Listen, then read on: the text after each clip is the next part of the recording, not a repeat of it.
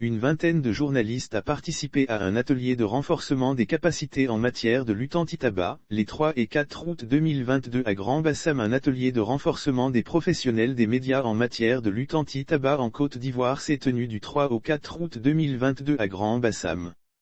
Cet atelier est organisé par le réseau des communicateurs pour la lutte contre le tabagisme et l'alcoolisme en milieu scolaire et universitaire, Rekel-Tazu, dirigé par le journaliste Dimitri Agoutsi, en collaboration avec le Programme national de lutte contre le tabagisme, l'alcoolisme et les autres addictions, PNLTA, et l'Organisation mondiale de la santé, OMS.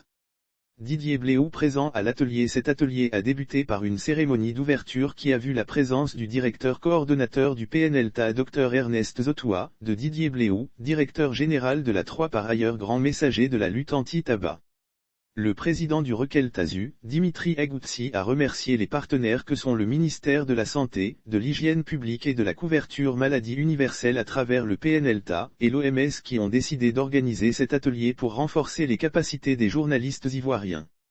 Les journalistes doivent être des relais de la lutte anti-tabac pour amener les populations à prendre conscience des dangers du tabac. Puis, le président du Rekel-Tazu a exhorté ses pairs journalistes à suivre avec une attention particulière cet atelier de renforcement de capacité afin de comprendre les tenants et les aboutissants de cette lutte. À sa suite, Dr Zotoua, coordonnateur du Programme national de lutte contre le tabagisme, l'alcoolisme et les autres addictions, a délivré le message de M. Pierre Ngoudimba, ministre de la Santé, de l'Hygiène publique et de la couverture maladie universelle.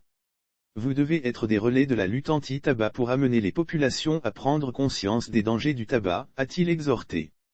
Lire aussi https://www.linfodrome.com/société/concours-de-conditions-officiellement-les-conditions pour-postuler après la cérémonie d'ouverture. L'atelier proprement dit a débuté par une causerie débat qui a vu plusieurs propositions ont été retenues pour une lutte anti-tabac efficace en Côte d'Ivoire.